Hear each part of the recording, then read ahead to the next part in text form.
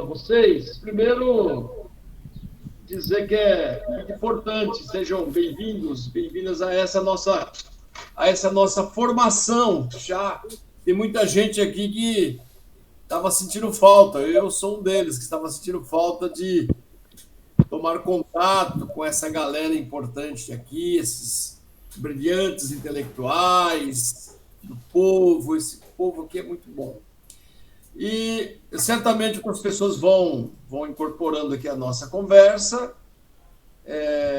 Nós passamos um período um pouco ausente, de forma justificável, por conta das eleições, né? Foi um momento de profunda agonia, dificuldade, de sofrimento. Muitas vezes, tem muita gente que saiu com sofrimento mental desse negócio aqui, não foi fácil, não.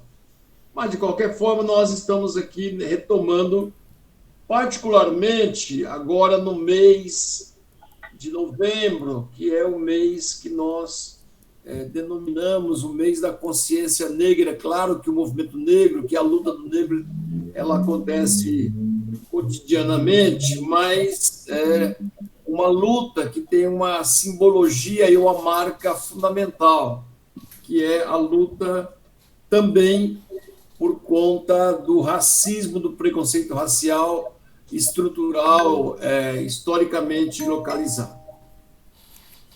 Nós temos, rapidamente, a Lei 93/94, a LDB, ela trata sobre a questão da educação, mas ela, por conta do movimento negro organizado na sociedade, ela vai sofrer um primeiro complemento, digamos assim, a partir da Lei 10.639 de 2003, que vai provocar essa alteração na LDB, tornando obrigatória a inclusão da história e cultura afro-brasileira na grade curricular.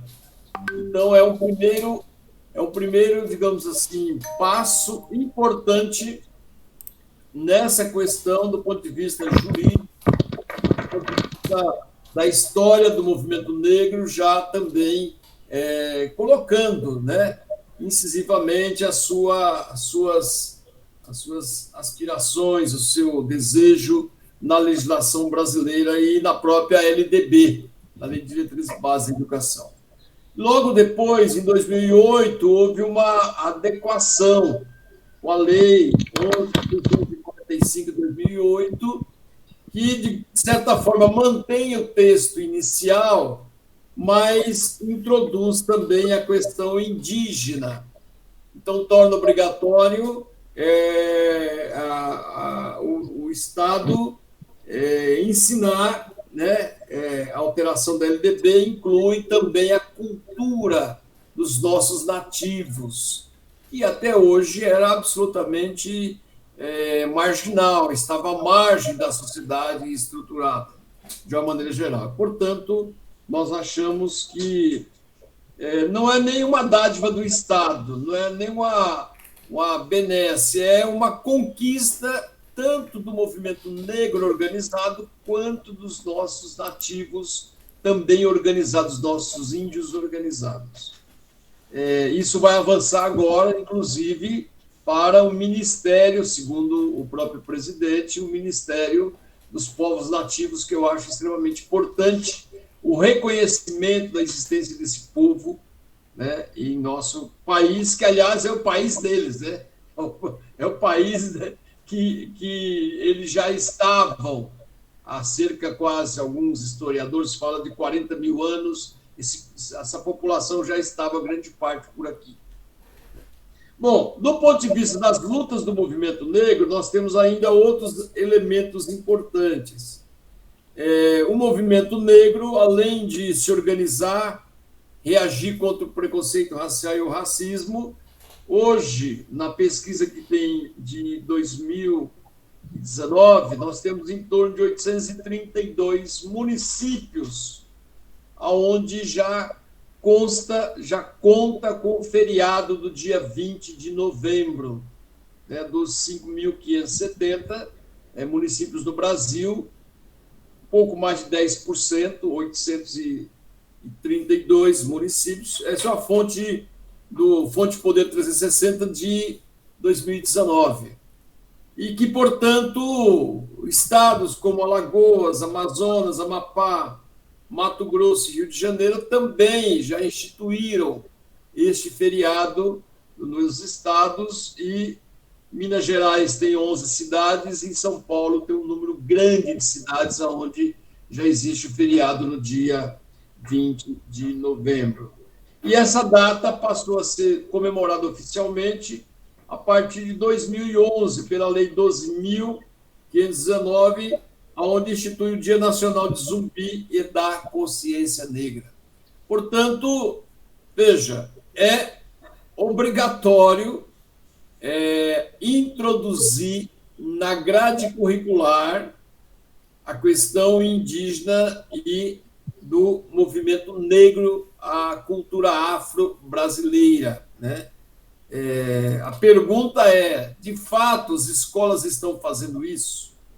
O Estado, o município estão fazendo isso com aquilo que a lei não diz, olha, você poderá, não.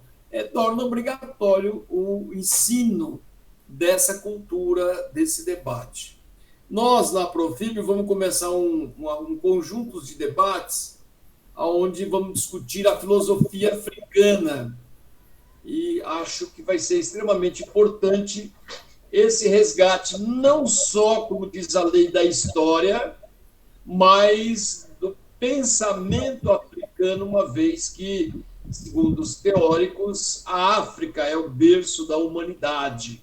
Foi a partir dali onde nós nos elevamos a categorias de humanos. Não sei se adiantou muito também, né? É um debate a ser feito, claro que é fundamental, mas o que é humano, né? Enfim, o que é ser superior, ou pelo menos ser considerado superior às outras espécies. Então, é um debate filosófico também a ser feito. É um pouco isso.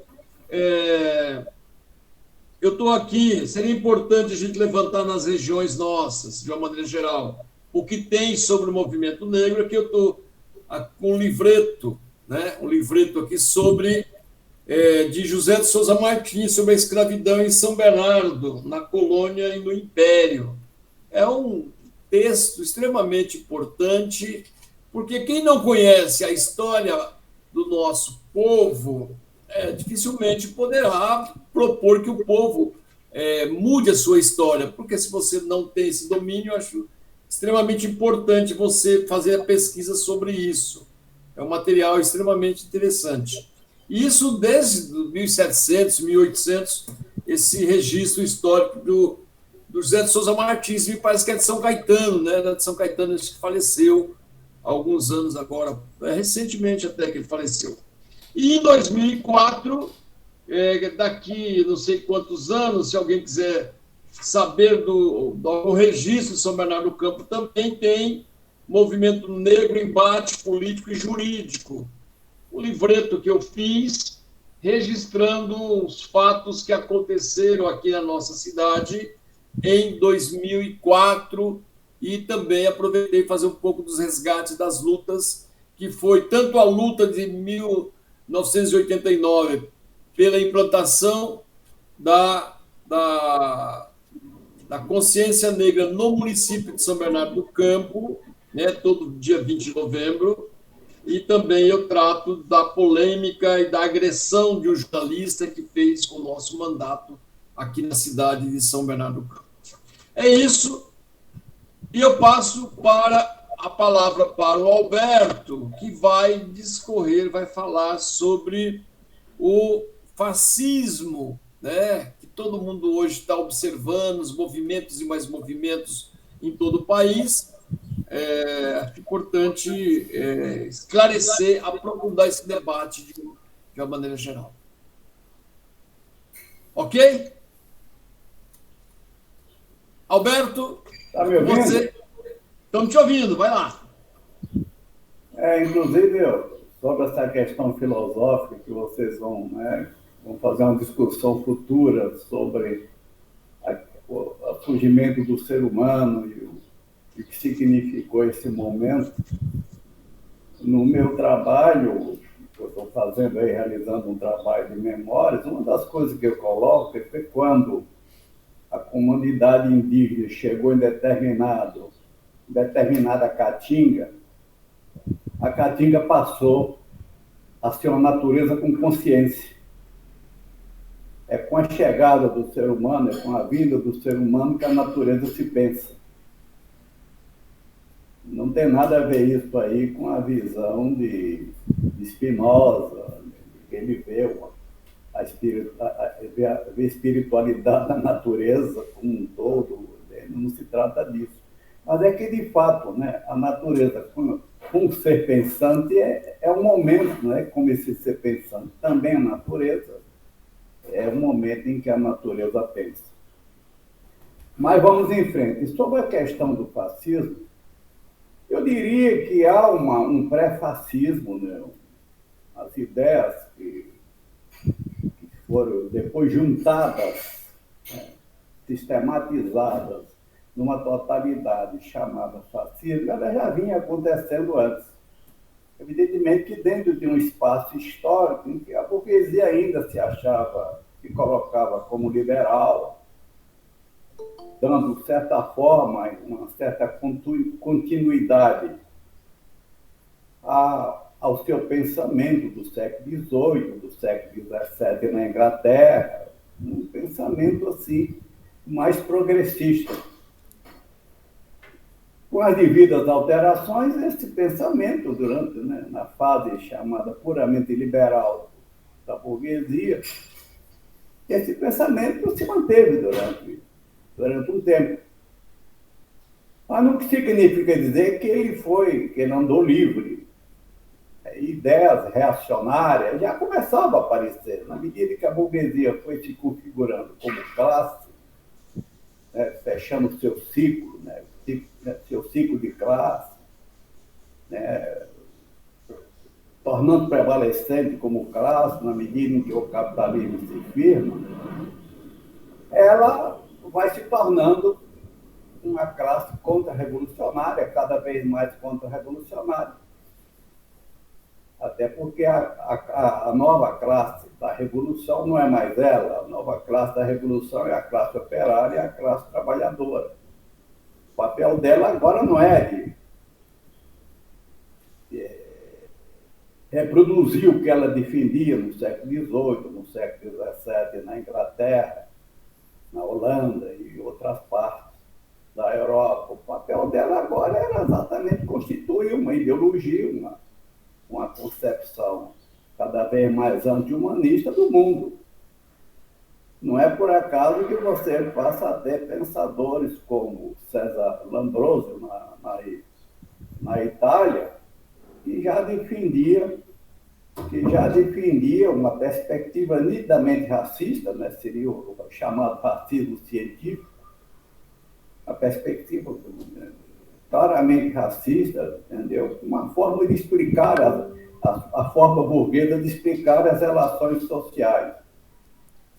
Não é por acaso que é também por aí que já começa a avançar o darwinismo social, em que você parte do princípio que há quem foi eleito para vencer, para ter sucesso na vida, e há os que, pela própria natureza, de acordo com a seleção da espécie, aquela perspectiva de Darwin que foi trazido pelo darwinismo social para as suas teses, e há os que não, pela própria natureza, não têm condição de ser vitorioso. Entende? A vitória está com aqueles que geneticamente, entendeu?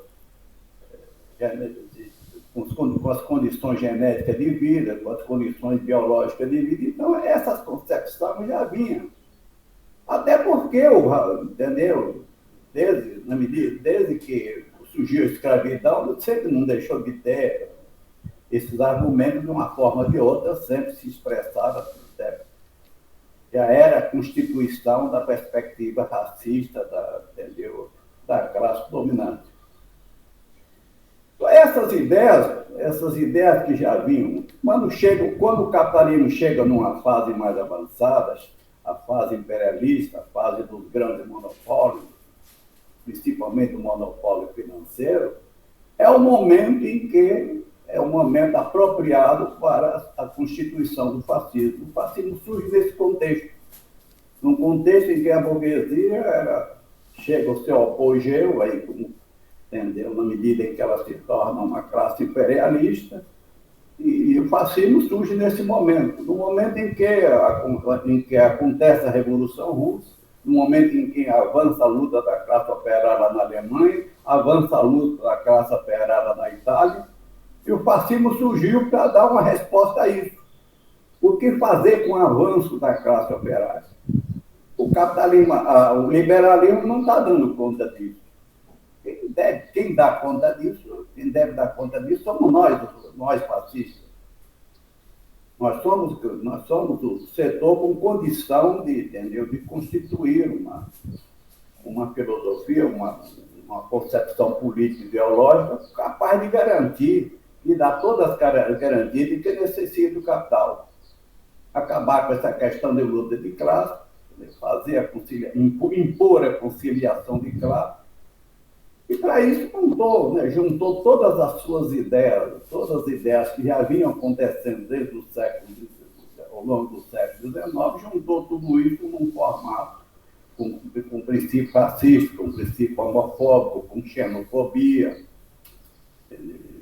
e por aí após, juntou todos esses princípios que a superioridade de classe, no caso da Alemanha nazista, né, Hitler colocando os alemães como uma raça superior, como uma raça ariana, e por ser superior ela deve dominar todas as raças do mundo.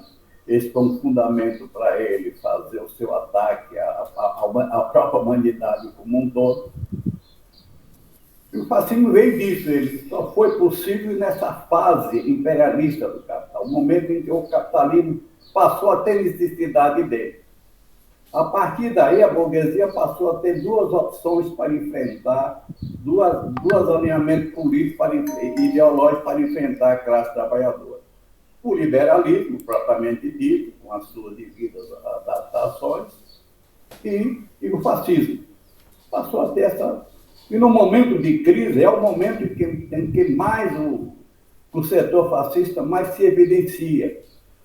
É nesse momento, por quê? Porque ele percebe que nesse momento de crise, da crise econômica, da crise do capitalismo, que é o momento em que a classe trabalhadora ela tende a reagir para que sobre as suas costas não se carregue todos os danos daquela crise. É o momento em que o fascismo se coloca como a alternativa capaz de brecar esse avanço da classe trabalhadora. Não há lugar para o liberalismo, entendeu, controlar isso. Quem controla isso é um Estado terrorista, é um Estado policialesco, entendeu? Apoiado para ideologia racista e outras ideologias reacionárias. É nesse momento que ele mais... Não é por acaso que na Itália, ele apareceu na Itália no momento em que a Itália estava numa grande crise econômica, principalmente em decorrência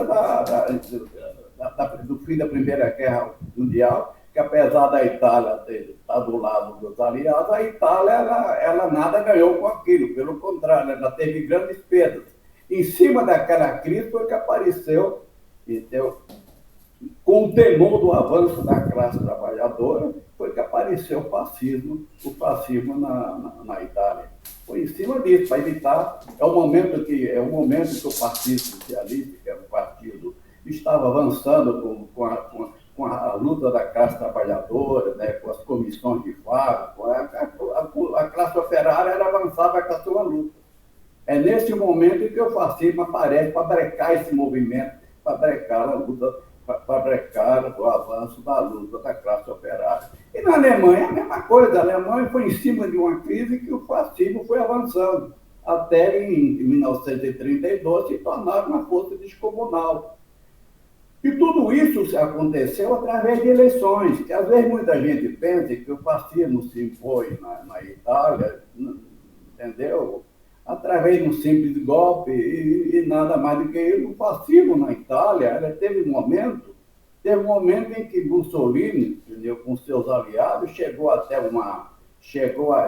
até uma vitória de 2/3 do parlamento. Em cima disso, ele achou que poderia fazer uma marcha, impor ao rei Vitor, Vitor Manuel, impor a ele a participação no governo. E o rei Vitor Manuel não teve outra saída, teve que aceitar. O primeiro passo para Mussolini assumir o poder, mas começou tudo dentro do processo eleitoral normal. A mesma coisa aconteceu na Alemanha. Hitler chegou em 1932 a obter 37% das cadeiras. E por aí que ele se tornou chanceler e posteriormente se tornou presidente e acabou se tornando, entendeu, o grande ditador que se tornou. Mas tudo começou em cima de um processo eleitoral. É bom que ficar escravo, porque às vezes a gente pensa que o fascismo só aparece sem eleições. Não, dentro do processo eleitoral é o seu primeiro momento. É o seu primeiro momento. Uma coisa que eu acho que é importante a gente entender qual é o alvo principal, porque uma classe não constitui a sua proposta política, ideológica, sem um objetivo. Tem que ficar claro que o objetivo maior do fascismo, do nazifascismo, o objetivo maior, tem como alvo maior o ataque à classe trabalhadora, evitar o avanço da classe operária, evitar a sua vitória. Se coloca como a única posição capaz de evitar isso. No momento em que o chamado liberalismo ele entra em crise, ele é colocado como um setor que não tem condição de controlar o avanço da classe operária, da classe trabalhadora. É nessa hora que o fascismo se coloca como a opção do capital capaz de fazer isso, capaz desse bloqueio da luta da classe trabalhadora. Daí porque o setor, onde o anticomunismo aparece muito mais, de forma muito mais clara, muito mais evidente. É o fascismo. O anticomunismo do fascismo é uma coisa que aparentemente doentia. Porque eles sabem que é através do movimento comunista, do movimento socialista, através da consciência socialista, que a classe trabalhadora avança rumo ao poder. Por isso, tudo deve ser feito para isso. E tendo como eixo a organização de um Estado terrorista, de um Estado policialesco, capaz de levar às últimas consequências a luta contra a classe trabalhadora.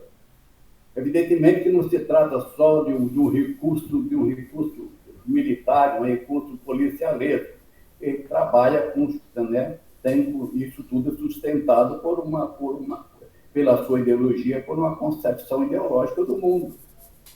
Sem isso aí não avançaria. Não é por acaso que o fascismo aparece como a maior fraude que a burguesia já constituiu na sua luta contra a operária. Ele é tão fraudulento que ele chega, para enganar a classe trabalhadora, ele chega a falar em socialismo. Ele chega, inclusive, a falar em anticapitalismo. Veja só o quanto isso é uma fraude. Enquanto o Hitler era financiado pelo Deutsche Bank, pelo grupo Krupp, militar Krupp e outros setores, que é quem sustentava o fascismo, ao mesmo tempo teve momentos para enganar a classe trabalhadora e como conseguiu enganar, chegou a falar em socialismo, que o partido chamava nacional-socialismo. O Mussolini também vinha por essa linha.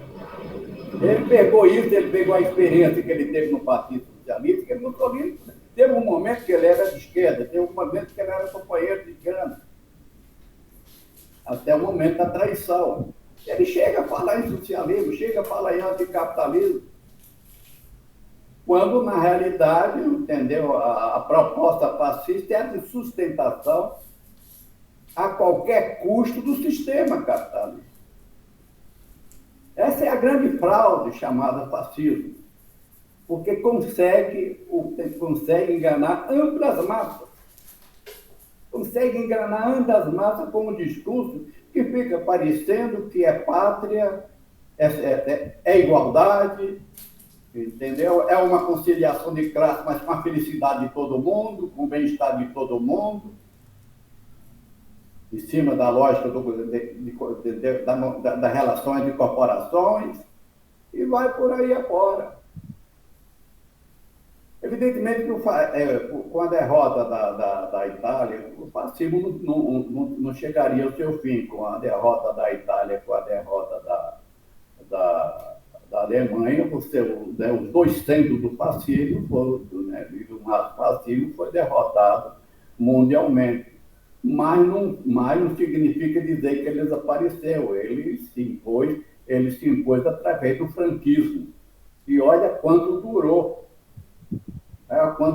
Durou 37 anos.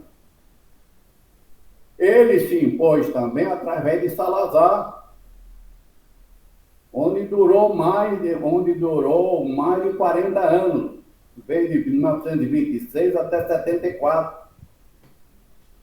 Até 74, com a chamada Revolução dos Cravos. Ele não desapareceu, ele também adquiriu certa força na Grécia de Papadopoulos nos anos 60 e avançou, de uma forma ou de outra, sobre os golpes militares que aconteceram no mundo afora, principalmente na América do Sul, na América Central e assim por diante. No Brasil, o fascismo assumiu o nome de integralismo.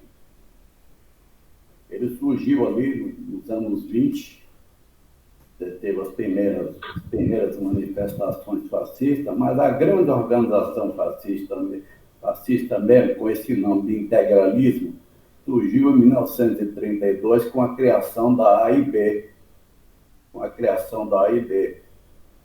a Associação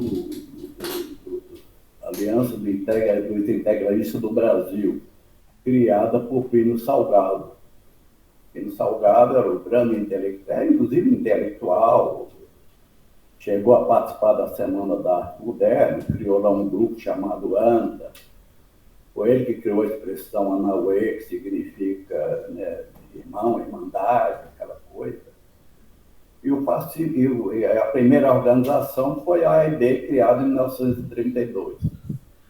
Como havia no governo de Getúlio uma certa simpatia pelo nazismo, pelo nazifascismo, os integralistas apoiavam o governo de Getúlio Vargas. Apoiaram até 1937. Até 1937 eles apoiaram, quando a AIB foi proibida, como todos os partidos, foi proibido de existir através do golpe de Getúlio de 1937. Aí o que é que fez a AIB? A AIB partiu com um golpe em dezembro de 1938, contra Getúlio Vargas, foi um fracasso. Vários deles inclusive, foram fuzilados. E em 1939, Plínio Salgado teve que ir para Portugal, teve que se exilar em Portugal, lá com o apoio do governo fascista de Portugal. Ele ficou lá até 1945. Em 1945, ele chega, o momento da Constituinte, o momento da nova Constituição, ele chega e forma o PRP, forma a AIB, né, passa a se expressar, os integralistas passam a se organizar através do PRP, Partido de Representação Popular, criado por Plínio Salgado. Um partido que teve, inclusive, uma quantidade enorme, elegeu uma quantidade enorme de vereadores, vários deputados estaduais, teve uma expressão. Para vocês terem uma ideia como foi o integralismo no Brasil, já nos anos 30, Plínio Salgado, ele se vangloriava disso, dizia que o Partido Fascista, que a AIB, tinha mais ou menos 1 milhão de filiados. O que se sabe é que no mínimo 200 mil filiados havia, os integralistas tinham 200 mil filiados nos anos 30. O que é uma enormidade de gente. O Partido Comunista, com toda a sua popularidade, entendeu? Nos anos 40, chegou a 150 mil.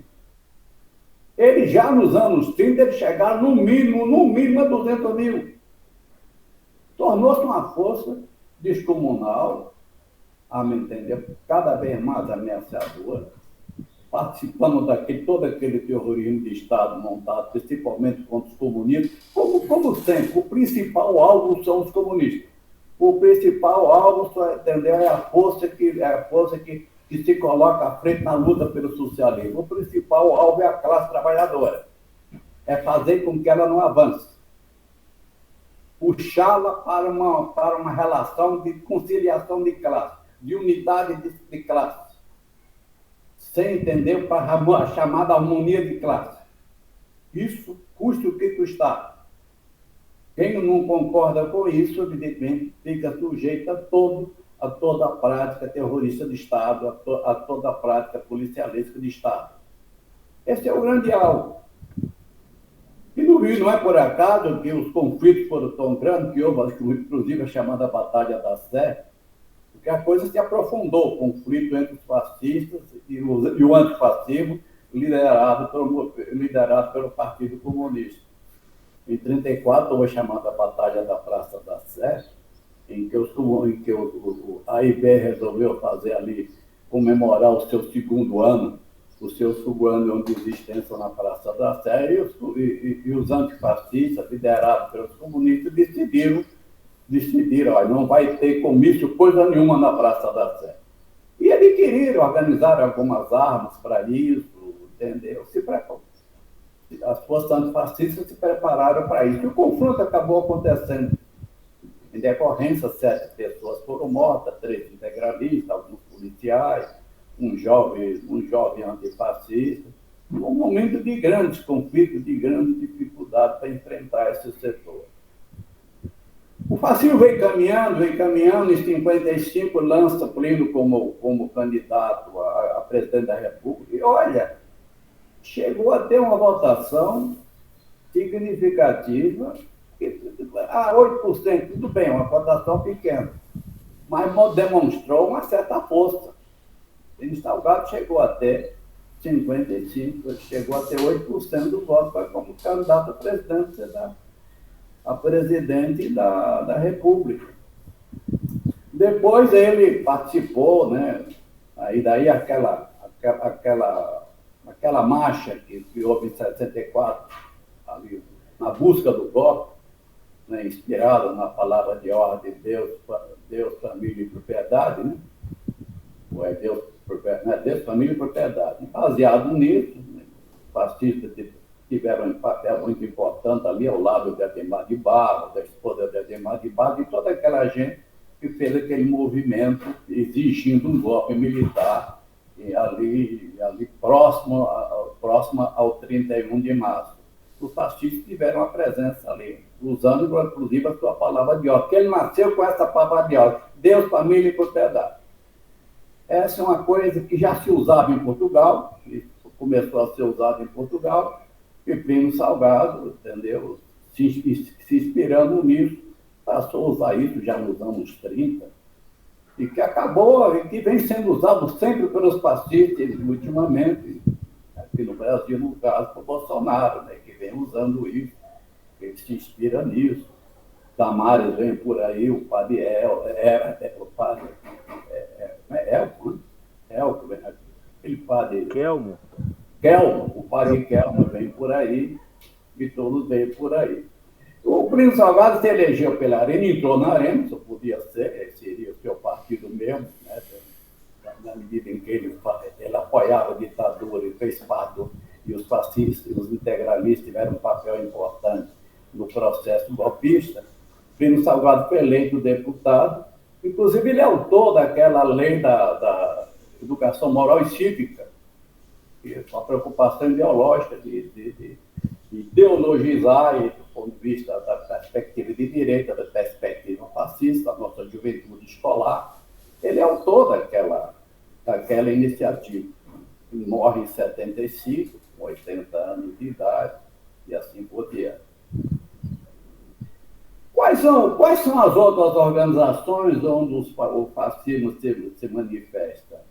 Os fascistas, os integralistas, que são os fascistas no Brasil, em 2001 eles criam um outro movimento chamado FIB, Força de Integralista Brasileira.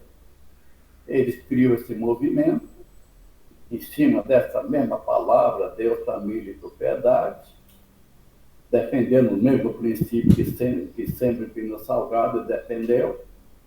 E vários deles vão se organizar politicamente através de partidos como o PRONA, de Enéas.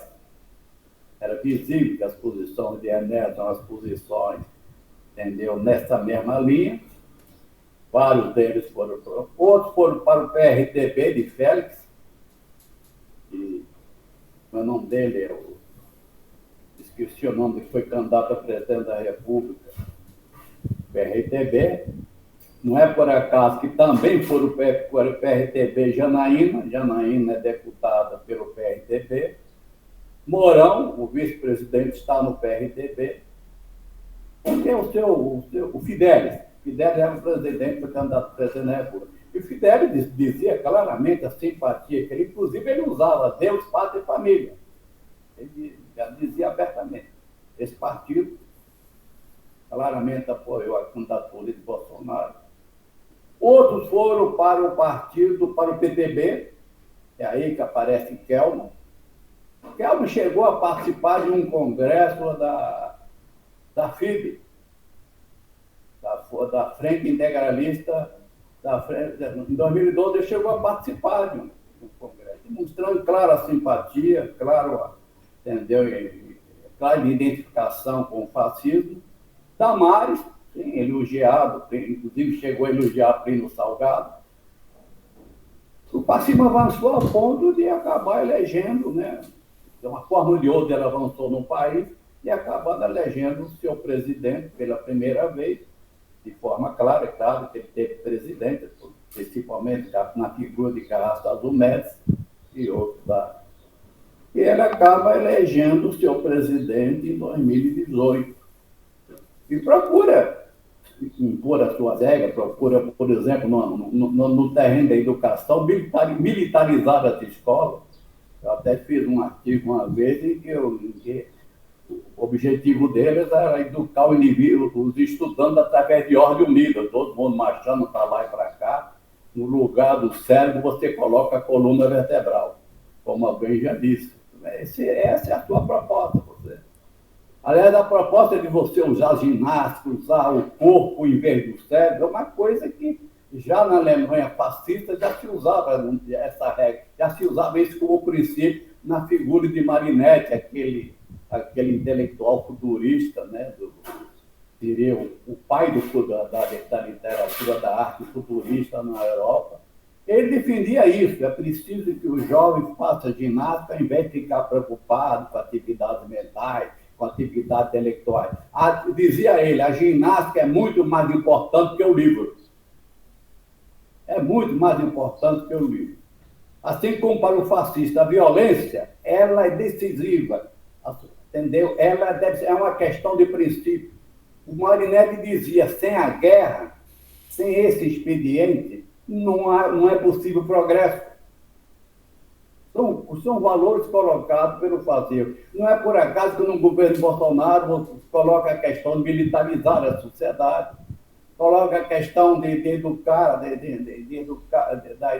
educação militarizada nas escolas, coloca a questão de Deus, pátria e família, coloca a questão do preconceito racial, coloca e tantos outros preconceitos, coloca acima da própria democracia liberal, coloca-se acima das instituições, tudo por um Estado militarizado, com suas milícias, milícia para atacar principalmente a esquerda, porque é o grande alvo, não existiria fascismo sem esse alvo. Isso é importante a gente colocar no debate sobre a questão da consciência de classe. Não existe fascismo que não tenha como centralidade destruir a luta da classe trabalhadora, para evitar o seu avanço rumo ao socialismo. O fascismo surgiu para isso. Surgiu no momento em que já tinha acontecido uma revolução socialista, surgiu no momento em que a classe trabalhadora, entendeu, em resposta às crises que era colocada, que era colocada sob as suas costas, ela reagia.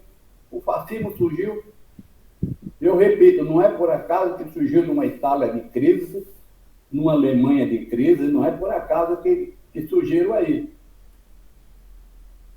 E passou a ser a grande alternativa do capital nos momentos de crise. Passou a ser a grande...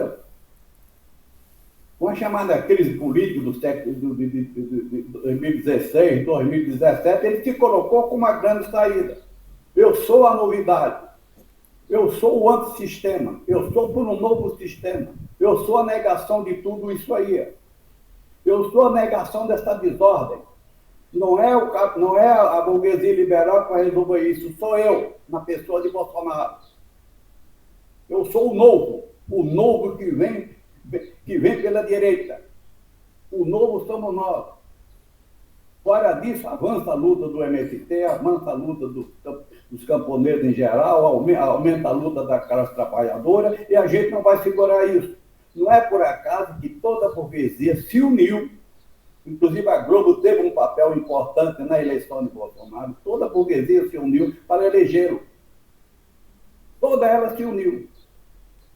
A Globo, que hoje toma posições liberais, inclusive em relação à campanha de Lula, em relação ao governo Lula, e tenta entendeu, influenciar o governo Lula em nome da Frente Ampla da história. Essa mesma Globo, associada a Moro, entendeu? Teve um papel muito importante, que era uma aliada de Moro, uma aliada direta de Moro, era o instrumento que mais Moro usava, era a Globo. A Globo teve um papel muito importante na eleição de Bolsonaro. Tanto que deveria, porque assim como andou pedindo desculpa, que é outra fraude que a Globo usa, andou pedindo desculpa em relação à ditadura, poderia pedir desculpa em relação à eleição de Bolsonaro. Mas não sei se eles chegarão a tal ponto.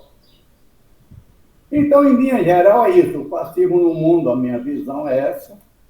Não é uma visão minha. Essa visão de que o fascismo ele é produto do imperialismo. À medida que o capital virou imperialista, a burguesia se tornou imperialista no mundo, à medida que chegamos à fase imperialista do capital, o fascismo veio por aí com um alvo claro, derrotar a classe trabalhadora, custe o que custar, usando todos os meios ideológicos, entendeu? Até de conotação medieval para isso, preconceito de todos os tipos,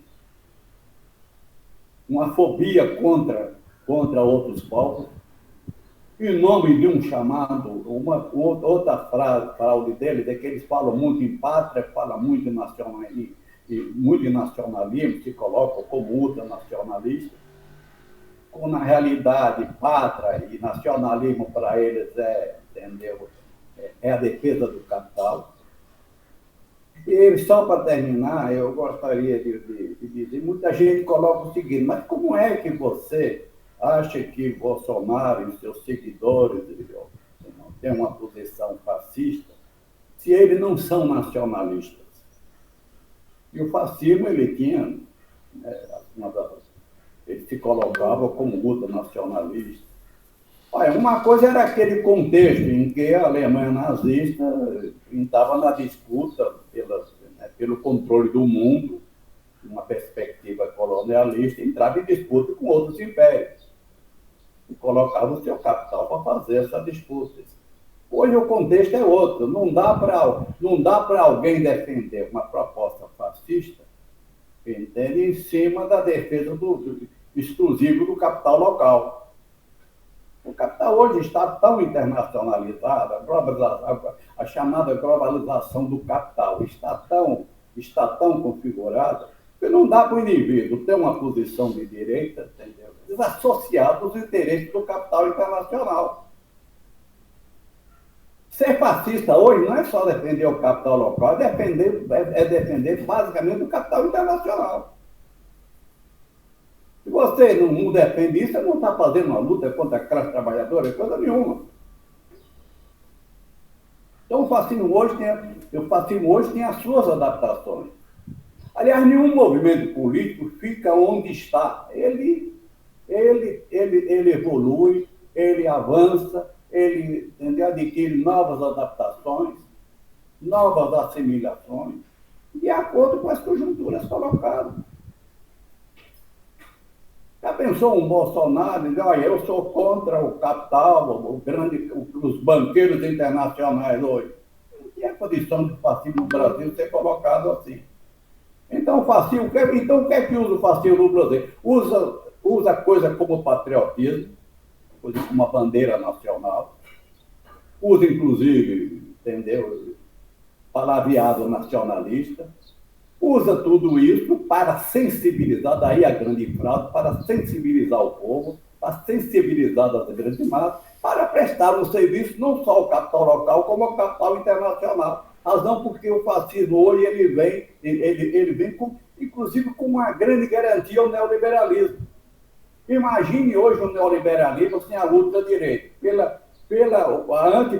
pelo o que significa o neoliberalismo para o povo, o que ele traz de danos para o povo, e o povo, evidentemente, ele tende a reagir.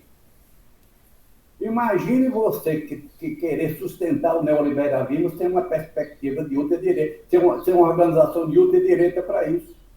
A tendência é para manter o neoliberalismo, entendeu? Avançar a perspectiva ultradireitista, a perspectiva fascista. A tendência é essa. Não é por acaso que o primeiro país onde apareceu o neoliberalismo aqui no nosso continente, aqui na América do Sul, foi no tempo de Pinochet. Foi no tempo de Pinochet que o neoliberalismo se impôs. O neoliberalismo, naquele momento, se impôs em dois locais. Na Europa, na Inglaterra, com Margaret Thatcher, e aqui com Pinochet. De cuja escola vem Paulo Guedes. Vem daí. Porque para uma proposta tão antipopular, tão agressiva do interesse do povo, só tem uma maneira da burguesia sustentar essa proposta através do terror de Estado. E a chegada de um Bolsonaro foi de suma importância para você defender um projeto dessa natureza, para você garantir um projeto dessa natureza, causando a desgraça que vem causando com uma fome de 33 milhões de pessoas. Então, existe uma contradição enorme aí dentro da discussão aí da classe dominante. De um lado, ela defende o neoliberalismo, mas, do outro lado, ela não pode fazer isso através de uma perspectiva de política liberal, porque pela reação do povo a uma política neoliberal, só tem um outro caminho para a burguesia, que é o caminho ultradireitista, para sustentar isso através do Estado policialista, sustentar isso através de uma perspectiva ideológica da mais atrasada possível, usando a religiosidade, usando, entendeu, até valores medievais para sustentar a proposta, porque o fascismo trabalha com dois terrorismos, o terrorismo policialista e o terrorismo ideológico. O terrorismo que ele faz através das suas fake news, pelos meios que existem. Aliás, é bem importante que fake news não é nenhuma novidade. A burguesia sempre usou os seus fake news, não tinha esse nome. Sempre usou as suas mentiras, sempre usou as suas fraudes para enganar o povo, porque não tem outro jeito. Ou mente e convence através da mentira, ou é derrotada. É uma questão de classe. A classe dominante precisa mentir. Ou ela mente, ou ela monta farsas ideológicas.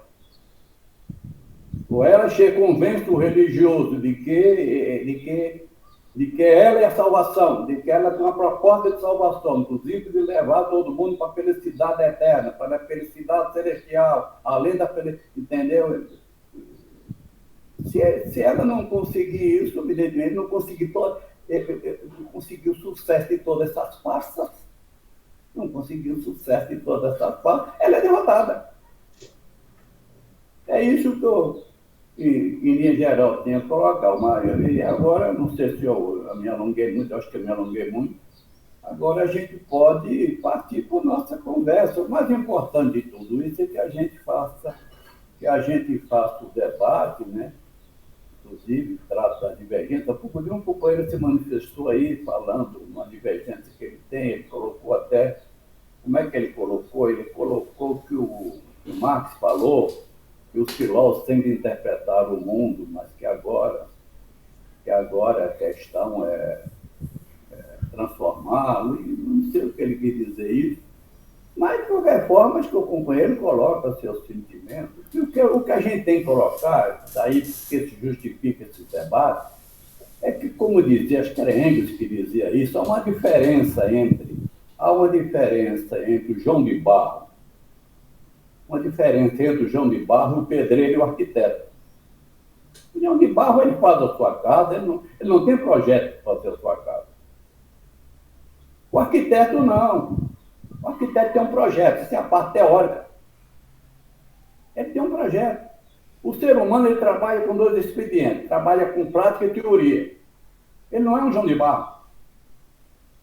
E quando ele não associa essas duas coisas, ou ele sai para a Lua, aí vira esse piloto metafísico, ou ele faz a prática cega. E a prática cega muito. Toda prática cega mais. O ser humano trabalha com esses dois expedientes. Ele é um ser prático teórico. Aliás, nas 11 teses que Marx fala sobre o Feuerbach, nas 11 teses sobre o Feuerbach, Marx fala isso. Ele fala, o conceito que ele coloca é prático teórico. O ser humano, sem ideia, sem pensamento, ele não age. O pedreiro, quando ele está trabalhando ali, ele tem alguma geometria na cabeça. Sem alguma geometria na cabeça, entendeu? A parede fica toda torta e cai logo. Mas, às vezes, alguns companheiros, entendeu? Em nome da prática, negam a teoria, alguns, em nome da teoria, negam a prática.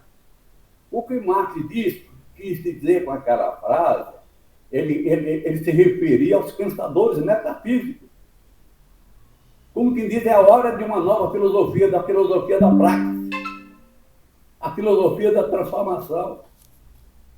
O que ele quis dizer é o seguinte: o Feuerbach só achava que é humano o teórico, não achava que o sensível prático fosse humano. Isso é o equívoco dele.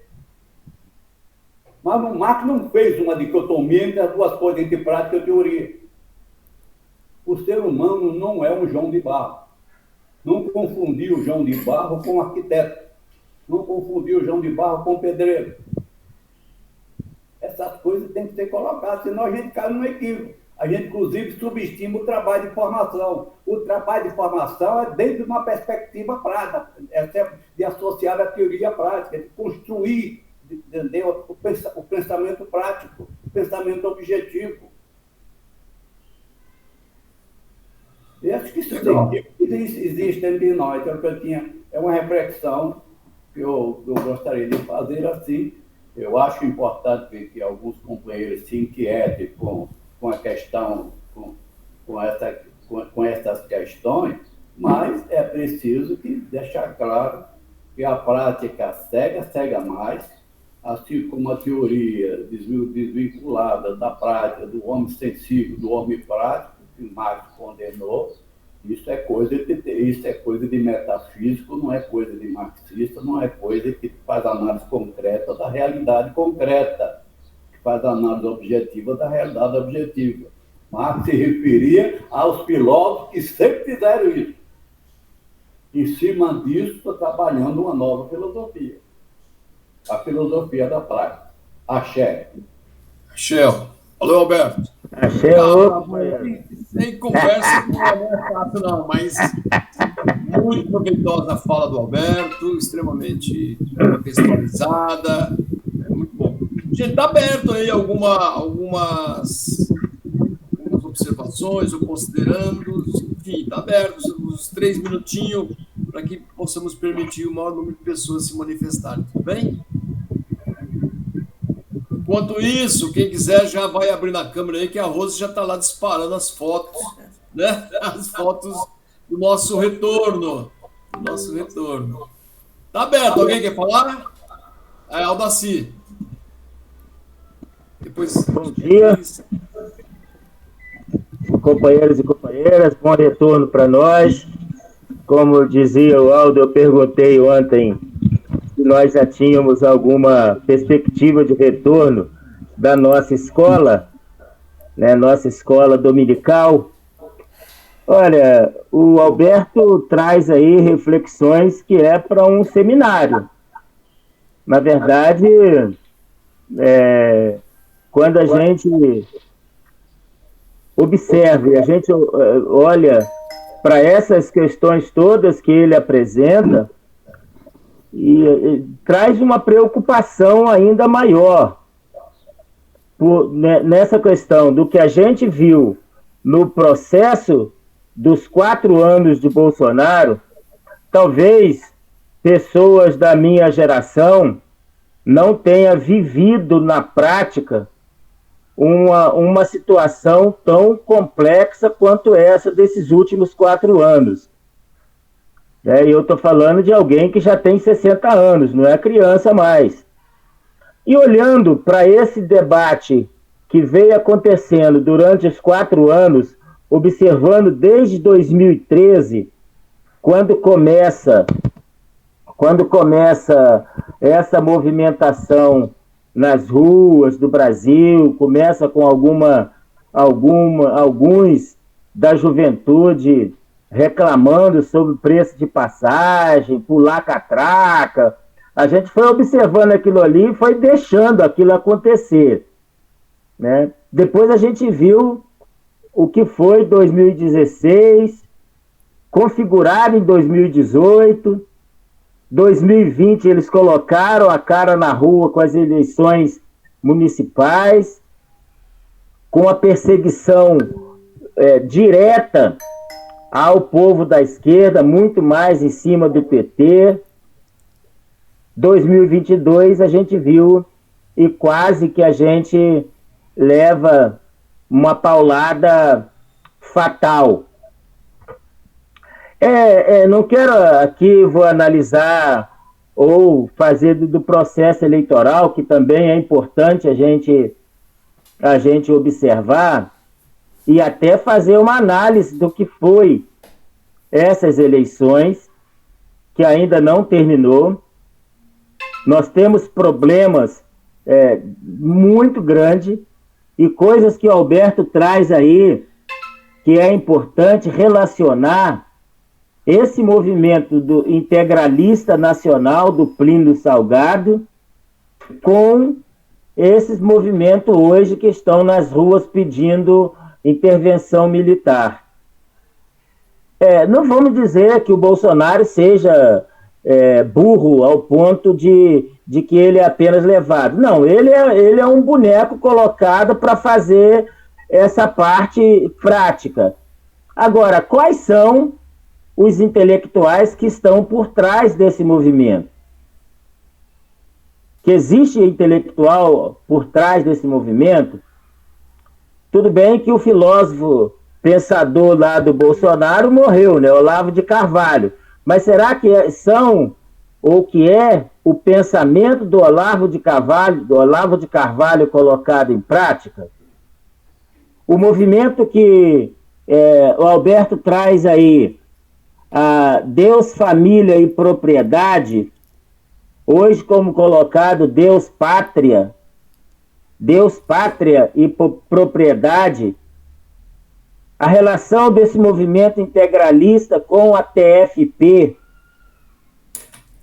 terra, família e propriedade, esses 3 movimentos que estão ligados ao neoliberalismo, ao neofascismo, ao nazifascismo, e a relação desses movimentos com o que eu hoje estou denominando de um fenômeno novo, que é o neopentecostalismo acoplado ou associado a esse movimento de integração, esse movimento integralista nacional. Porque se nós observarmos que uma grande parte, e é isso que eu quero concluir falando isso, que dos 49% de eleitores que votaram no Bolsonaro, mais de 20% desse percentual é de pessoas da classe trabalhadora, de pobre, muito deles dentro das igrejas neopentecostais. E eu falo isso de propriedade porque eu estou colocando de xeque a questão do meu irmão de sangue, meu irmão mais velho, que acaba fazendo esse tipo de defesa, inclusive uma defesa, né? Porque, além de tudo, está dentro de uma igreja neopentecostal, que aí, como o Alberto disse, além de ter o céu garantido, né, de ter uma perspectiva de céu, tem uma perspectiva de salvação e coloca uma figura de um Cristo totalmente arredio daquilo em que foi a sua essência para hoje quem atua no cristianismo, observar o cristianismo, o Cristo histórico, com isso colocado hoje.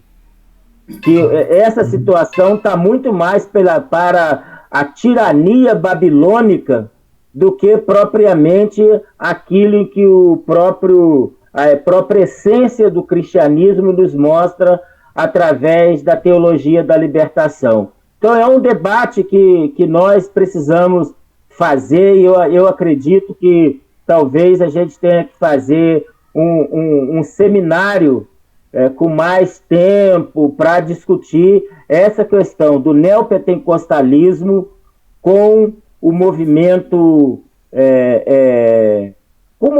popular, mais propriamente dito, com as comunidades eclesiais de base, e esse contraponto aí, que é um debate que está colocado, e nós de uma certa forma, perdemos muito com esses caras, esses representantes hoje, Edir Macedo, Silas Malafaia e Valdomiro Santiago. Esses três expoentes hoje são os expoentes nacional desse novo neopentecostalismo aí, novo porque o neopentecostalismo vem em muito tempo, mas esses caras representam uma grande parte da população e leva os trabalhadores para esse tipo de situação. É isso. Obrigado. Só a Cris, o pessoal já está até levantando a mão aqui. Avançamos, caramba, já, viu? No começo, até ligar aqui era dificuldade, agora já estamos já levantando a mão. Cris, com você. Tá, a minha pergunta o fascismo começa aí na década de 20, de 30, e a gente percebe que teve uma organização durante esse processo, né? Para ter esse resultado que teve no Brasil. A minha pergunta eu até coloquei no chat algumas possíveis soluções. Como educadora, eu atuo na sala de aula e eu sempre procurei uma educação libertadora. Mas eu vejo que só isso não é suficiente. Então, o que você propõe de solução? Porque eu acho que, assim, o ideal seria neutralizar e literalmente acabar com o fascismo, com o nazismo, até eu diria. Né? O que você propõe, tendo essa visão histórica, de possibilidades? Quais ações a gente pode estar tomando na sociedade para que isso realmente seja neutralizado, não tenha força, seja literalmente neutralizado? Okay, obrigado, Alberto. Anotando mais alguma observação? Alguma indagação?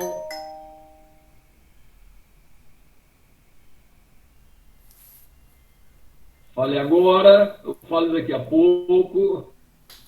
Esse negócio de calar para sempre não é com a gente. Mais alguma ou não? Podemos fechar essas perguntas para o Alberto já ir falando e depois concluir, pode ser? Pode ser? Abre o microfone, Abel, você está falando para você só. Abel, acho que o Abel... Não, tô só ouvindo mesmo. Obrigado. Tá. Neuza, Rose, alguém mais quer falar, perguntar, fazer uma... Tem aqui uma mão levantada, mas não está o nome aqui na tela. Nazito. Acho que sou eu. Estão me ouvindo? Bom dia. Legal. Bom dia. Opa, dá para me ouvir? Sim. Ok. Bem, eu acompanhei mais ou menos a fala, né, do professor Alberto, e no final eu chamou minha atenção, né, o que ele falou acerca das mentiras, né, usadas pelo fascismo, né, de modo geral, e né, durante o governo do Bolsonaro e durante a campanha nós vimos e ouvimos muito isso, né? Isso ficou claro demais para nós. E que, como o Alberto falou, de certa forma, as mentiras levantadas, os fake news, etc., tiveram respaldo, não numa boa parte da população. A população, quase que a metade, entendeu tais mentiras, tais fake news como verdade. Enfim, surge aí, para nós, surge aqui, uma discussão que é muito da praia da filosofia, né? A discussão sobre verdade. E me parece que faz necessário, né, no meu ponto de vista, fazermos essa discussão, não é? Assim, a gente sabe que existe o conceito de verdade do ponto de vista da lógica, né, a verdade formal, que não é apenas isso, né, que é uma verdade científica, que nós queremos, não é apenas esse tipo de verdade que nós defendemos, mas existe o conceito de verdade metafísico, né, que é aquele até mais profundo, não é? Aquele que está inserido no conceito de essência. E, enfim, o que eu estou aqui a dizer é que me parece que nós, filósofos, né, precisamos retomar essa discussão, a discussão da verdade, nesse contexto, né, do neofascismo aqui no Brasil. É isso, Aldo. Obrigado, Nazito, lá da Paraíba. Seja bem-vindo, tá bom? Um abraço. Neuza. Seu microfone, Neuza. Isso. Bom dia a todos. A fala do Alberto, ele fez uma grande exposição, né, do que foi o fascismo, o nazismo, como ele surgiu, onde ele surgiu, né, e inclusive aqui no Brasil, tudo. Eu queria lembrar que a grande arma a favor do nazismo e do fascismo foi a propaganda. Sempre foi a propaganda. Desde lá, na Itália, na Alemanha, foi através da propaganda que se difundiu e se conquistou as mentes na Europa para o fascismo. Analisando hoje, né, a gente trazendo para os dias de hoje, a propaganda continua sendo. Só que hoje a gente não pode esquecer que ela está muito mais sofisticada, milhões, milhares, sei lá, de vezes mais sofisticada, né? Porque o avanço da tecnologia fez com que a propaganda ela avança, ela atinge o público instantaneamente, né? Então, dentro desse contexto da propaganda, né, da divulgação das ideias, eu fico pensando o seguinte: como foi que o fascismo cresceu, que o fascismo se desenvolveu com essa velocidade e abrangência, né? Através da conquista das pessoas pela emoção. Não é à toa que aqui no Brasil e no mundo as igrejas se colocaram a favor. Por quê? Onde as pessoas vão quando elas têm problemas emocionais? Elas procuram a igreja. Então, é na igreja que ela vai resolver os seus problemas emocionais, quase na sua totalidade. Então, as igrejas serviram para difundir essa ideia. E de que forma? Através das emoções, claro, captando as pessoas pelas emoções. Tá? Outra coisa também, o Bolsonaro, ele não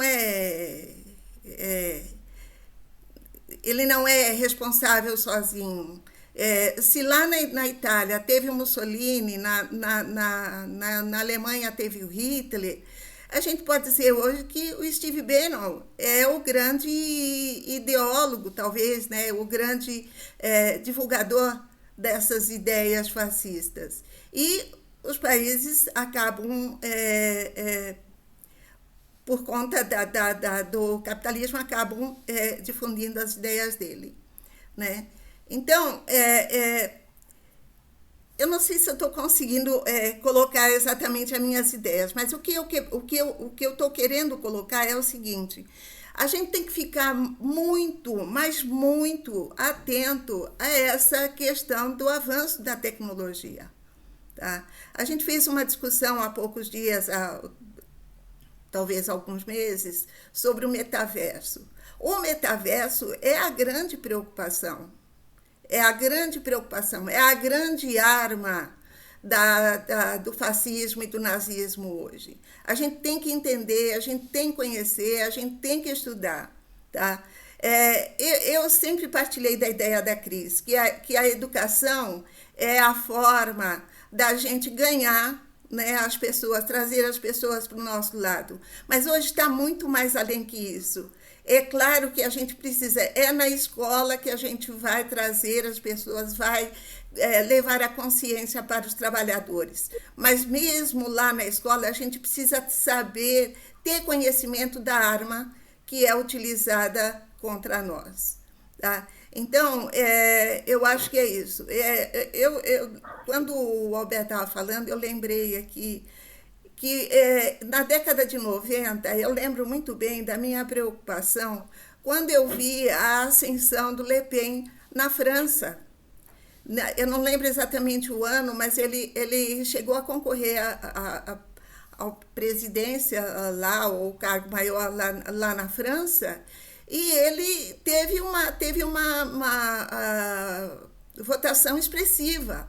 Na última eleição na França, a filha dele perdeu por muito pouco. Tá? Então, para a gente ter uma ideia de como o fascismo foi avançando, como o fascismo foi conquistando mentes, né, em poucas décadas, 2, 3 décadas, e chegou no estágio em que nós estamos. Tá? Então, é assim, em primeiro lugar, nós precisamos nos informarmos, sabermos, conhecermos a arma do nosso inimigo. Tá? E aí depois traçar estratégias de como a gente vai enfrentar essa guerra. É isso. Legal. Alberto, só para a gente ir passar a palavra para você, eu queria talvez que você contextualizasse o porquê desse conflito aberto. É um conflito entre o capitalismo e o comunismo, é um conflito, inclusive, que no Brasil tem a ver com os BRICS ou não? Como que é isso? O que você está pensando sobre isso também? É isso. Então, eu passo a palavra para o Alberto, as perguntas que foram feitas, para que ele possa concluir, depois cada um fazer seu almoço para poder ter um bom fim de semana, aliás, ter um bom feriado pela frente aí, que vai ser extremamente importante. Alberto, eu posso, antes do Alberto assumir a palavra, eu posso só completar o meu pensamento. Essa tecnologia, ela vai muito além da mentira. Ela cria realidades, o que é muito pior do que mentir simplesmente. Quando você mente, você desdiz uma verdade. Quando você cria realidades a seu favor, é muito mais grave, porque as pessoas passam a acreditar naquilo que se quer, que outras pessoas querem que se acredite. E é isso que significa o metaverso. Por isso, eu citei o metaverso como uma forma da gente conhecer e utilizar como arma. Ok. Alberto, o microfone está fechado. Isso.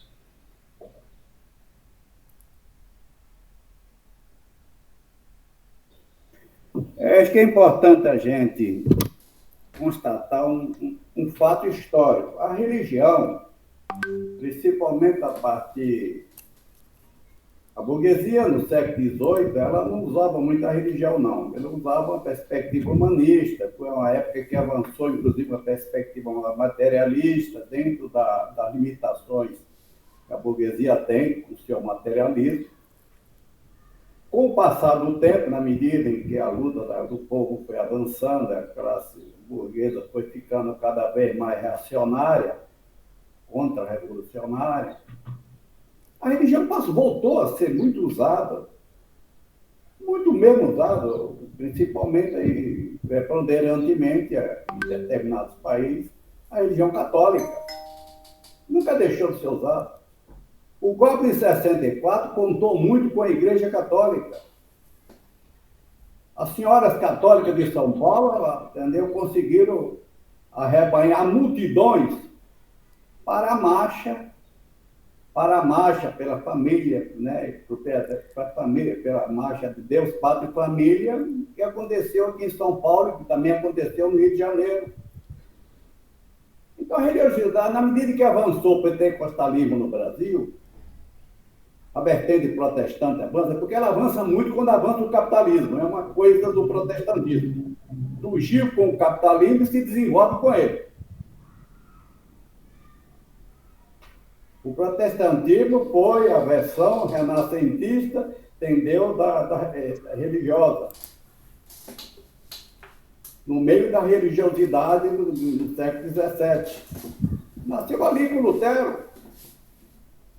E onde desenvolve o capitalismo, desenvolve o protestantismo. Vai desenvolvendo. Por isso que passou no Brasil ter esse papel importante como instrumento ideológico da classe dominante. Mas não é o único, não. Nós temos uma série de outros instrumentos, inclusive na área católica, outras maneiras das pessoas serem religiosas. Tem a questão do que a Adorno chama de indústria cultural. Você produz aí uma arte repetitiva para condicionar as pessoas. Uma arte de mercado, uma arte de condicionamento. Então, a indústria cultural para essas coisas. A indústria cultural é também para sofisticar, entendeu? A expressão ideológica da burguesia, produzir, entendeu? Usar a tecnologia para produzir valores, para produzir individualismo. E o neoliberalismo trabalha muito em cima disso. Produzir consumismo, o desespero para ter às vezes sem necessidade, mas a necessidade de comprar. É uma indústria complicada. Essa indústria, de fato, é sofisticada. Ela é usada usa-se toda uma tecnologia para isso. A burguesia sempre usou seus instrumentos, entendeu? Para construir, não só para trabalhar com o ideológico já colocado, o tradicional, mas para fazer as suas inovações. Então, o pentecostalismo, nós estamos trazendo no Brasil, que hoje chegou a ser a sexta economia do mundo, é a 11ª economia capitalista do mundo. Nessa sociedade, o pentecostalismo cresce. Daí, por que passa a tem a importância que tem como expressão ideológica, como instrumento ideológico da classe. Mas não é o único, não. Nós temos aí o mito do empreendedorismo, que fantasia. O indivíduo acredita que, através do empreendedorismo, ele vai chegar ao céu, ele vai chegar ao bem-estar, vai chegar, entendeu? E está cheio disso. Muita gente, com o mito do empreendedorismo, da teologia da prosperidade, se guiou. Muita gente se guiou para votar em Bolsonaro. Então, é um conjunto dos mais sofisticados aos recursos mais tradicionais, que é sendo usado. Em relação ao que o trabalho que o pedagogo, o educador, ele faz na escola, eu acho que, na minha maneira de ver, ele deve continuar fazendo sempre isso mesmo, fazendo esse trabalho. É o espaço de trabalho dele, é o espaço por onde ele pode trabalhar, onde ele trabalha com as ideias, e isso deve ser valorizado, e deve ser, inclusive, aprofundado da forma mais organizada possível. Às vezes, isso não é feito de forma organizada. Eu me lembro do encontro que eu tive no sindicato dos petroleiros com alguns freirianos, professores freirianos, e que eu notei que cada um era freiriano ao seu modo, isolado, tem um mínimo de organização, sem um encontro, sequer um encontro dos freirianos para tirar políticas, para tirar encaminhamentos práticos. Não tinha isso. É uma questão de organizar o que se faz e se faz corretamente, que esse trabalho ideológico tem que ser feito mesmo. E a direita faz. O professor atrasado, ideologicamente atrasado, ele faz o discurso dele lá na sala. Ele faz o discurso do atraso. O professor progressista faz o discurso do avanço, do progresso. Essa é a luta de classe dentro da escola. E a escola não, entendeu? Um espaço importante para se fazer essa luta.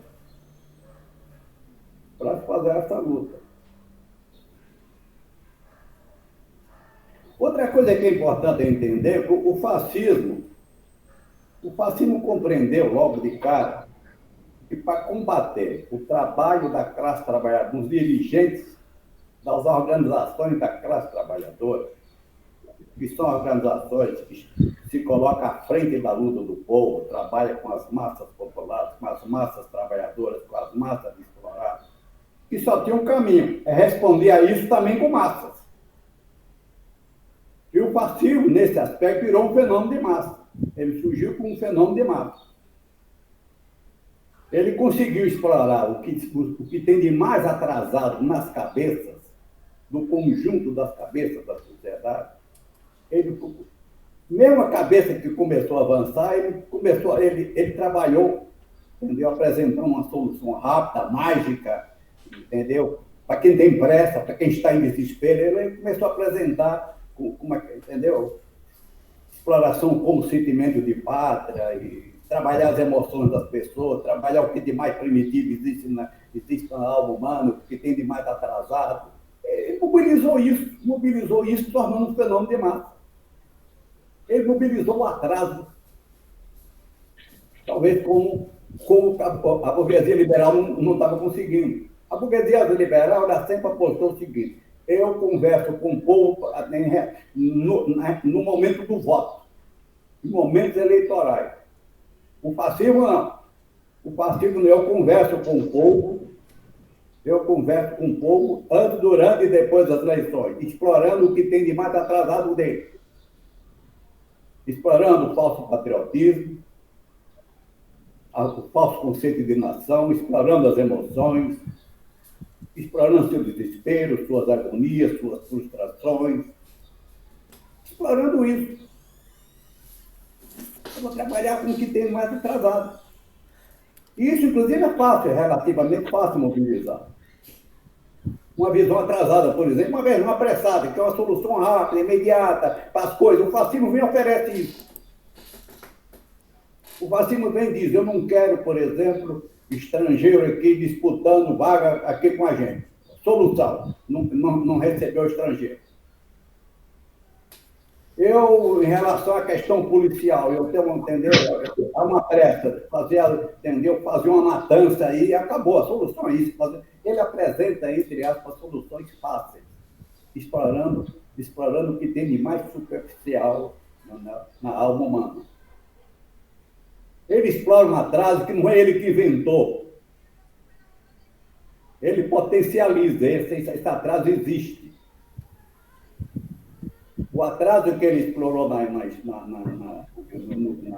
Itália existia. O atraso que ele explorou na Alemanha existia. Ele não fala para algo que não existe, ele fala para um atraso que existe. É isso que tem que ser colocado. A resposta a isso é a gente fazer a chamada contracultura que se refere a Gramsci, por exemplo. É preciso fazer uma outra cultura, que é o que vocês estão fazendo, que eu, como professor, fazia, estão fazendo, por exemplo, um trabalho escolar. Mas a pedagogia não está só na escola, a pedagogia está na fábrica. A pedagogia da mudança deve estar na fábrica, deve estar no escritório, deve estar na rua. Até porque, se a gente não conscientizar o mundo do trabalho, não tem transformação. Então, entendeu? A pedagogia da mudança está na escola, mas está fora da escola também. Aliás, o Marx, ele achou que a verdadeira pedagogia da transformação não estava no mundo acadêmico de onde ele veio, quando ele escreveu lá sobre Demócrito e Epicuro. Falou, não é aqui. É preciso construir uma pedagogia, inclusive, extra-escola. Não significa dizer que se abandona o que se faz na escola. Mas dentro da perspectiva de uma pedagogia, a pedagogia da transformação, que é de uma abrangência, entendeu? Que é de uma abrangência que vai muito além da escola. Mas que com ela também se relaciona. Porque é o papel do indivíduo de fazer que as pessoas tenham acesso às letras, as pessoas têm que aprender a ler. Além do acesso às letras, acesso a certas conversas, a certos valores, a certas categorias científicas, da forma mais didática possível. O povo tem que ter acesso ao conhecimento. O discurso é para fazer com que o povo tenha acesso ao conhecimento. Não de forma sofisticada, com aquela linguagem acadêmica, mas quando a gente vai numa porta de fábrica, eu fui muito à porta de fábrica, o que é que a gente dizia? A gente dizia verdade do conhecimento, entendeu? Verdade do pensamento objetivo, de uma forma que a gente pode falar de mais-valia numa porta de fábrica, o indivíduo entende. O indivíduo sabe que ele recebe muito menos do que ele produz, é fácil dizer isso para ele. Ou é difícil dizer isso? Mas acontece que quando a gente não acredita nisso, a gente não faz. A esquerda no Brasil hoje não está acreditando nisso, ela está acreditando num acerto com a burguesia liberal. E na luta contra o fascismo, tudo bem, a gente está junto. Mas isso não resolve a contradição entre capital e trabalho. A burguesia sempre procurou essa paz no seu regime através de uma conciliação, através de uma irmanação entre capital e trabalho. O Locke já falava isso. A burguesia sempre nos seus pactos sociais, ela aponta para isso. Mas acontece que, independentemente da vontade dos homens, existem as contradições objetivas, independentemente da vontade dos seres humanos. Existem as contradições. E são que você não resolve porque você não resolve as contradições irmanando as classes. Os interesses são diferentes, a contradição está colocada. São interesses diferentes. Nós não estamos conseguindo convencer a classe trabalhadora de que os seus interesses, que os interesses da burguesia, os seus interesses não podem andar juntos. Não tem condição de andar juntos, os interesses são antagônicos. Mas pelo simples fato de a gente avançar um pouco, de a gente fazer a luta democrática, entender da esquerda, mesmo numa perspectiva reformista, ela significa um avanço na luta de classe, evidentemente que o fascismo ele se coloca como a resposta a esse avanço. Ele diz, como eu falei há pouco, para a burguesia liberal, vocês não têm condição de fazer com que esse avanço vá além, entendeu? Vai além entendeu? Do ponto em que chegou. A classe trabalhadora com espaço democrático, entendeu? Ela conquista através, por exemplo, de uma esquerda reformista, entendeu? Do movimento de esquerda, ela pode avançar. O fascismo diz, não, isso é perigoso. É por isso que eu sou a resposta, é por isso que eu estou crescendo no mundo. O neoliberalismo está aí. Olha, o neoliberalismo está aí. A classe trabalhadora vai ou não vai reagir contra ele? Claro que ele vai. O fascismo diz, olha, isso é um perigo.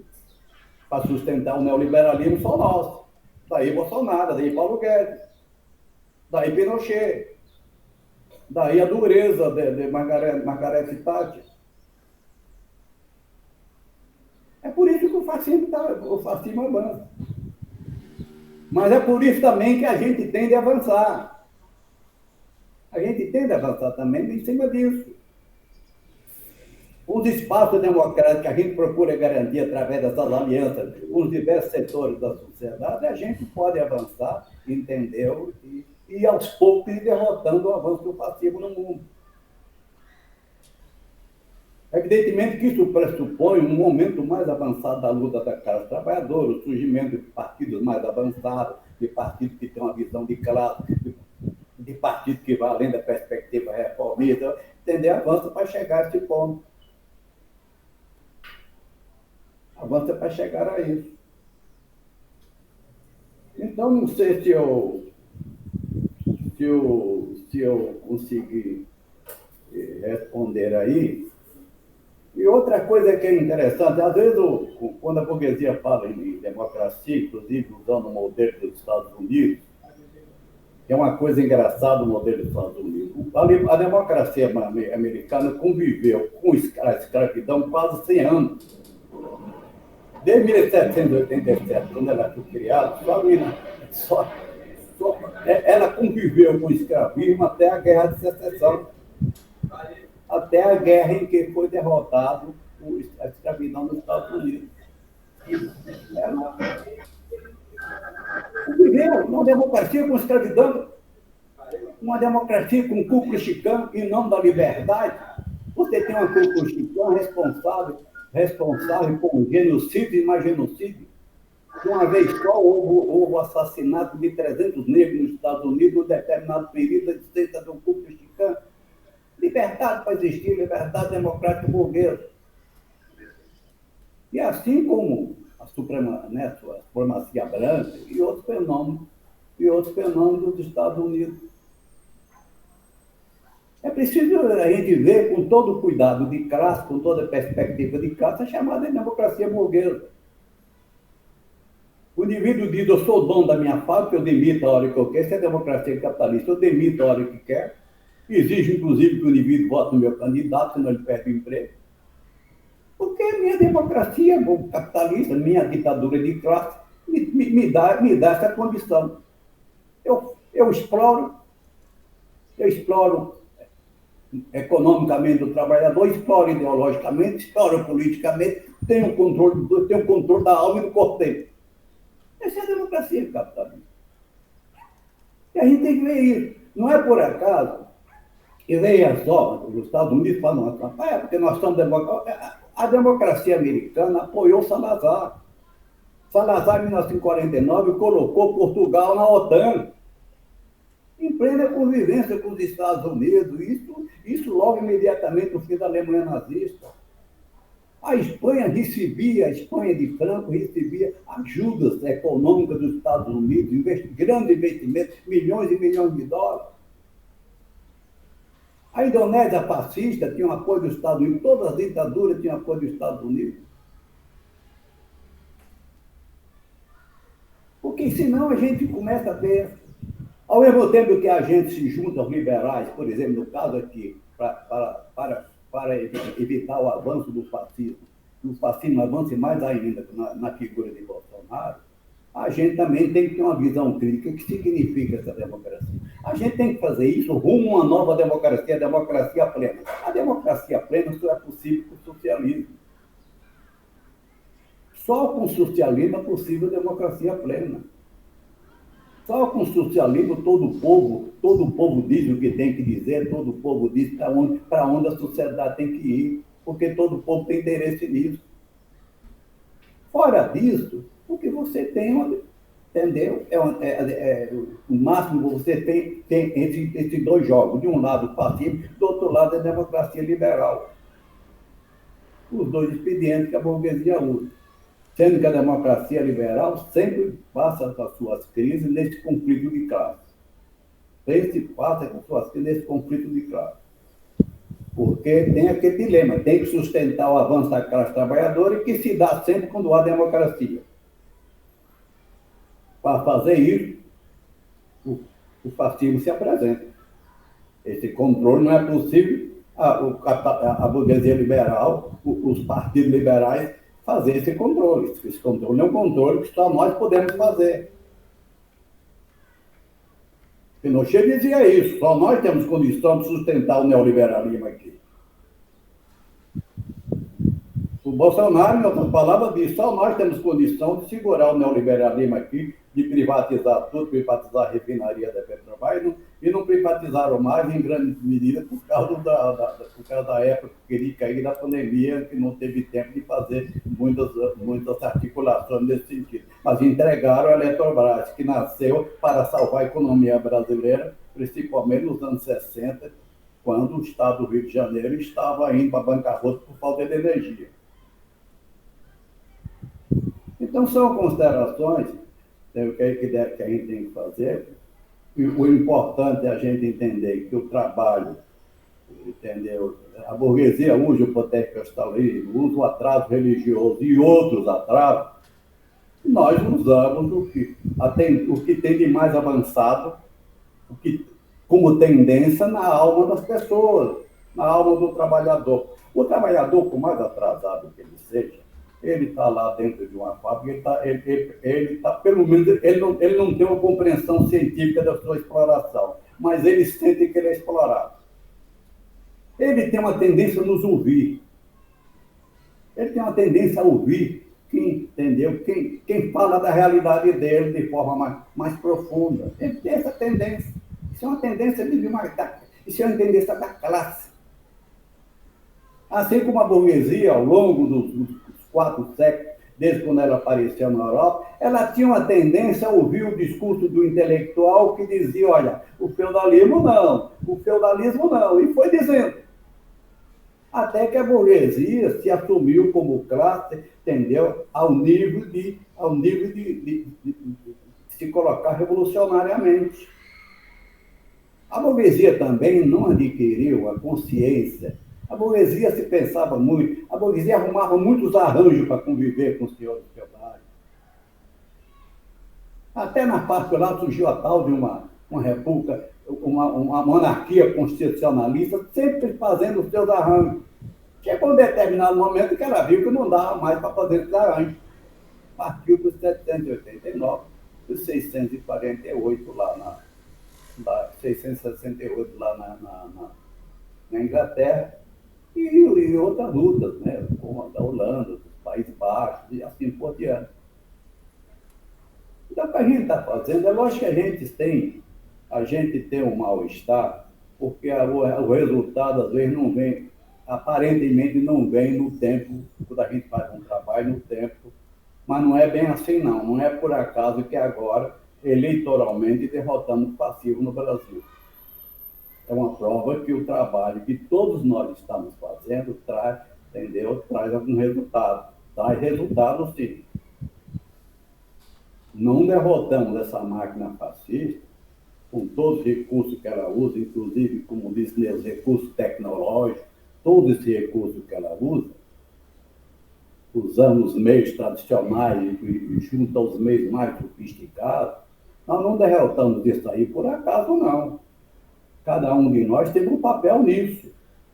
não só na busca do voto, no papel no nosso discurso, nas nossas conversas, no nosso trabalho contraculturais, no nosso trabalho contraculturais, a busca da hegemonia cultural do futuro. Não é assim, não. Às vezes um colega professor, um amigo da fábrica, às vezes está meio desencantado porque não é o resultado que ele queria. Mas tem resultado, sim. Sem a luta, o resultado seria outro. Com a nossa luta, o resultado está aí. Então, isso aí, a gente não deve subestimar o que a gente vem fazendo, não. A gente não deve achar que não tem correções a fazer. É o erro. A gente tem correções a fazer. Cometemos muitos erros. Os partidos cometem, cada um de nós comete. Está no processo.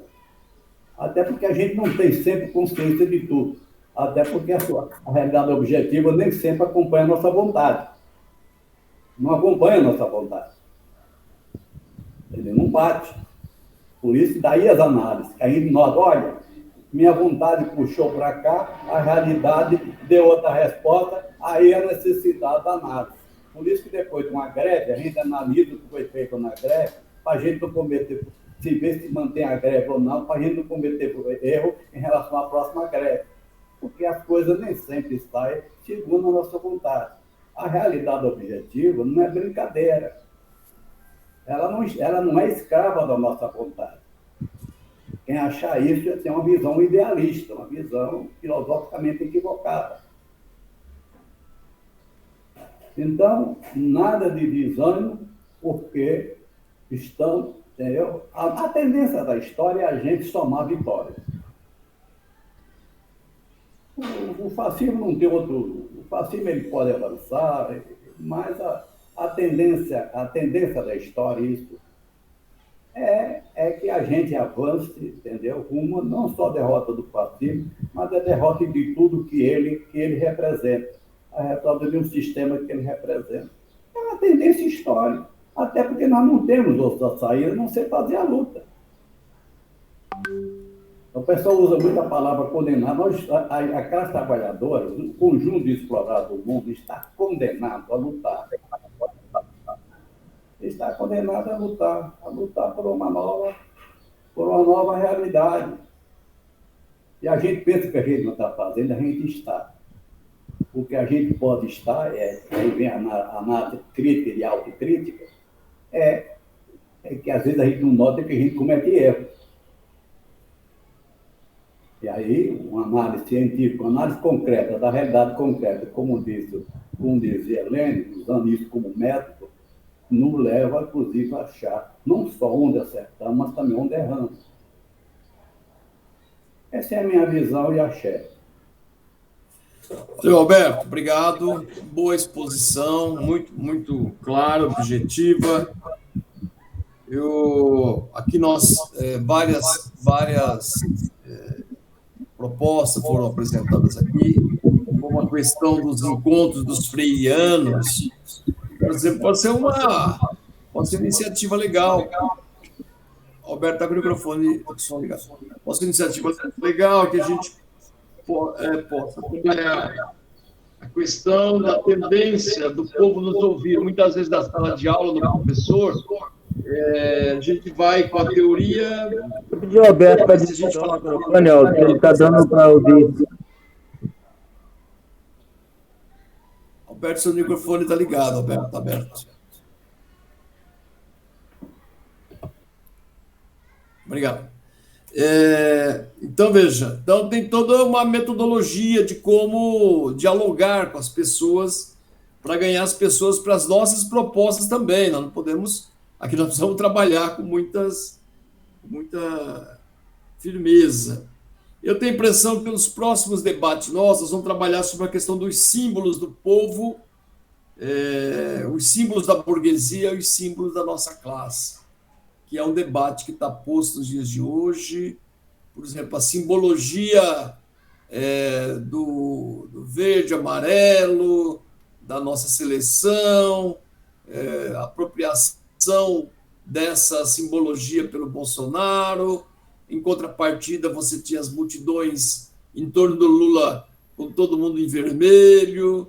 Quer dizer, tudo isso também tem a ver com a nossa questão da formação da identidade de um povo também, né? Enfim, gente, é isso por hoje. Nós queremos agradecer a presença da galera aqui. Foi muito bom. Nós estamos esse debate é num momento extremamente importante, que deve ter muita movimentação até o dia 15 e também depois do dia 15. É aquilo que o Alberto disse, os fascistas, eles estão militando, eles estão nas ruas, eles estão em frente aos quartéis, eles sabem onde que tem, simbolicamente está o poder, eles estão em frente aos quartéis, eles estão, uma multidão está indo para Brasília, portanto, é um momento também de nós nos organizarmos, não é ficar esperando o que vai acontecer. Nós temos também que agir, reagir e lutar para, além de eleger o Lula, garantir a posse, que é um problema, não está tão simples. Tem gente dos fascistas dizendo que vão tomar Brasília no dia da posse. Quer dizer, como vai fazer? Como vai dar posse dali tomado de gente de verde e amarelo? Como que nós vamos ter um grupo lá grande, uma multidão para poder se contrapor? E pode ter uma nova batalha também, como teve a Batalha da Sé, né? Claro que dentro de outra configuração. É isso então, pessoal. Aldo. Oi, para a gente concluir, já fechando. Isso, para concluir, só para convidar os companheiros e companheiras que não estão lá dentro da Profib, falar do nosso encontro no próximo sábado, a nossa live, que já é um pouco desse debate da questão do novembro, mês da consciência negra. E no próximo domingo nós temos aí muitas atividades relacionadas ao Dia Nacional da Consciência Negra. Portanto, eu creio que nós não vamos ter o debate aqui no domingo de manhã, não é isso, Aldo? Ou vamos ter? Não, eu estava pensando exatamente nisso. Eu acho que domingo de manhã é melhor a gente fazer a nossa reflexão na rua, né? Acho que melhor na rua porque vai ter a marcha. Quem estiver aqui na capital, eu estou falando aqui porque hoje, por acaso, eu estou aqui na capital. Então, quem estiver na capital no próximo domingo, às 10 horas da manhã, tem a concentração da marcha que vai ser lá no MASP. Então, 10 horas da manhã, a concentração da 19ª Marcha da Consciência Negra aqui na capital de São Paulo. É importantíssimo mobilizar a gente para estar lá. Então, por exemplo, tiver uma faixa, um cartaz, alguma coisa assim, pode estar lá. Na quinta-feira, às 19 horas, já vai ter... Ainda tem a última reunião de mobilização, de acerto, que é na Câmara Municipal. Então, tiver algum representante, alguém desse nosso grupo aqui, que puder estar lá na reunião na Câmara, na próxima quinta. Então, é isso. No sábado, nós temos uma live da Profib. Tem aí o companheiro Aldo, que vai estar fazendo uma exposição, o companheiro professor José Antônio, que vai estar falando sobre o quilombismo e o pensamento do Abdias Nascimento para a formação da população negra brasileira contra o racismo. Então é um processo muito longo aí que a gente está nesse debate. E só agradecendo mais uma vez, obrigado, Alberto. E para nós aqui, é importantíssimo que a gente faça esse debate da teologia da prosperidade versus a teologia da libertação e esse movimento neopentecostal que hoje se torna esse fenômeno, levando grande parte dessa população pobre a, inclusive, aderir a esse pensamento nazifascista.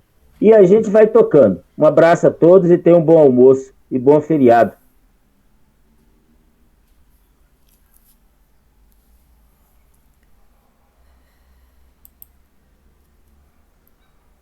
Tchau, pessoal. Bom domingo a todos. Tchau, bom domingo. Um abração. Valeu, bate-papo. Valeu, gente. Um abraço. Um abraço a todos e todas. Tchau, tchau. Tchau, tchau. Boa tarde, boa tarde.